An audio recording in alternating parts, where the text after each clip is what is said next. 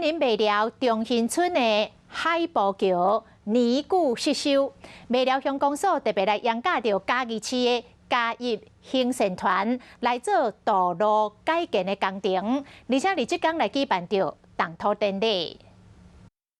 卖寮乡中兴村的海步桥是在地民众做工课出入的重要道路，不过因为设计问题，加上年久失修，危害乡亲的用路安全。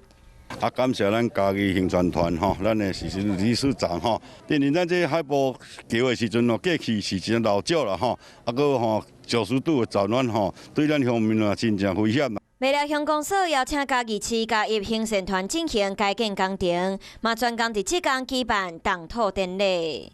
未来这个海浦桥这个改善之后能够让我们乡民的一个出入更加的平安。嘉义兴盛团长期以来伫全台湾各地铺桥造路，地方嘛真感谢因的付出。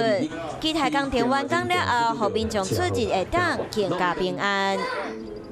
Hello， 大家好，我是乃瑜，要教给大家2个任务。第一个，华视新闻的脸书专页，你按赞了吗？还有华视新闻的 YouTube 频道，赶紧订阅起来，还要记得按赞，开启小铃铛哦。